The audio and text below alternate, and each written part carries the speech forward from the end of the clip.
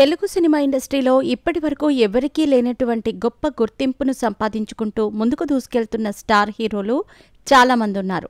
మరి ఇలాంటి సందర్భంలో ఇక మీదట వాళ్ళు చేయబోతున్న సినిమాల విషయంలో చాలా జాగ్రత్తలు తీసుకుంటూ ముందుకు దూసుకెళ్తున్నారు. ఈ క్రమంలోనే చాలామంది హీరోయిన్లు సైతం వాళ్లకంటూ ఒక సపరేట్ ఐడెంటిటీ సంపాదించుకునే ప్రయత్నం చేస్తున్నారు. నిత్యా మీనన్ లాంటి హీరోయిన్ తెలుగులో చాలా సక్సెస్ఫుల్ సినిమాల్లో నటించింది. ముఖ్యంగా ఆమె చేసిన అలా మొదలైంది, ఇష్క్, గుండె జారి గల్లింతైందే లాంటి సినిమాలు తెలుగులో మంచి పాపులారిటీ సంపాదించుకున్నాయి.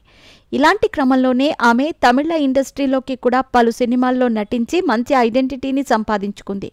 ప్రస్తుతం ఆమె ఇడ్లీ కడై అనే సినిమాలో నటిస్తోంది. అయితే ఈ సినిమాలో ఆమె పశువుల దగ్గర పేడ తీసే క్యారెక్టర్లో నటించాల్సి ఉంది. దానికోసం ఆమె చీ అని చీదరించుకోకుండా చాలా సెటిల్డ్గా ఆ పాత్రలో అయితే నటిస్తుందట. అందులో భాగంగానే ఆమె పాత్రలో పర్ఫెక్ట్గా నటిస్తున్నట్టుగా వార్తలైతే వస్తున్నాయి.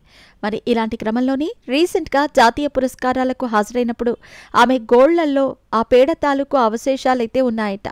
ఇక దాన్ని చూసి ఆమె అలా హ్యాపీగా ఫీల్ అయినట్టుగా తెలియచేశారు. వాటి అవశేషాలు నా గోర్లలో ఉండటం వల్ల వాటికి నేను చాలా దగ్గరగా ఉన్నట్టు అనిపిస్తుంది అంటూ ఆమె మాట్లాడిన మాటలు ఇప్పుడు సోషల్ మీడియాలో విపరీతంగా వైరల్ అవుతున్నాయి. ఇక ఆమె మాటలను విన్న చాలామంది స్నానం సరిగా చేయటం లేదా, ఒకవేళ స్నానం చేసినా కూడా వాటికి సంబంధించిన అవశేషాలు గోర్లలో ఉన్నాయంటే నువ్వేం పరిశుభ్రంగా ఉంటున్నావంటూ ఆమె మీద కామెంట్లయితే చేస్తున్నారు. ఆమె చేసిన వ్యాఖ్యల వల్ల ఆమె ఫుల్గా ట్రోల్ అవుతుందనే చెప్పాలి.